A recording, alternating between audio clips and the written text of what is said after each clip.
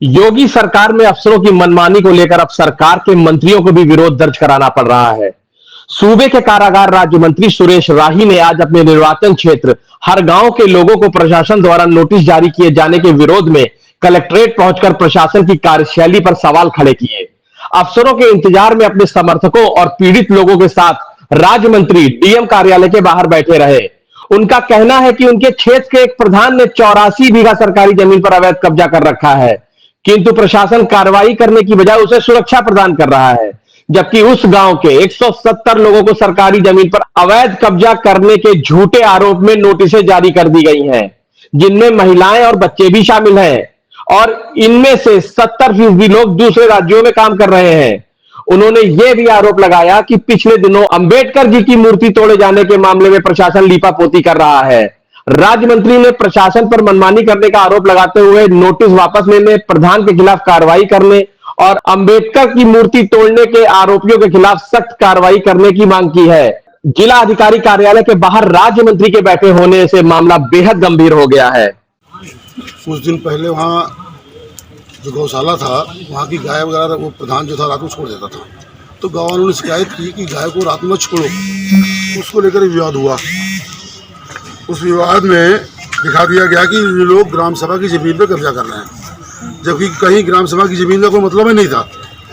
और इन गांव वालों को नोटिस भेज दी गई इस तरीके से, इतनी ना कोई ज़मीन का जिक्र है कि कौन सी ज़मीन है, नंबर कौन सा है, कहीं कुछ नहीं है। और इसमें से 70% लोग कोई हरियाणा में है, कोई पंजाब में है, कोई गुजरात में काम कर रहा है, उन लोगों के नाम है। और कुछ इसमें जो आदमी को नाम लिखे हैं, साथ साथ उनकी सभी की महिलाओं के भी नाम डाल दिए गए हैं। जैसे उन बच्चियों के नाम डाल दिए, पप्पू निर्मला पत्नी पप्पू, देशराज मेवालाल संगीता पत्नी देशराज, अमरीश कुमार प्यारेलाल पुष्पा देवी अमरीश कुमार, मतलब उनकी पत्नियों के नाम भी डाल दिए गए। और जो है ही नहीं यहाँ पे, जो लोग यहाँ रह नहीं रहे, आखिर किस आधार पे इस तरीके से ये एसडीएम साहब ने भेज दिया है। और उसके बाद एक घटना होती है, अंबेडकर जी की मूर्ति तोड़ दी जाती है। उसमें मैंने बताया था कि इस तरीके से लोगों ने ये घटना की होगी, कोई जांच नहीं की गई, कोई कुछ नहीं किया, सारी लिपापोती हो गई और निर्दोष गांव वालों को फंसा दिया गया। अब इतने लोगों को एक साथ जमानत कराने के लिए बोल दिया गया, कहाँ से कराएंगे लोग? कौन सी जमीन ग्राम सभा की जमीन पर कब्जा कर रखा है? क्या अधिकारियों ने कोई जांच नहीं की कि कोई वहाँ जमीन है या भी नहीं है?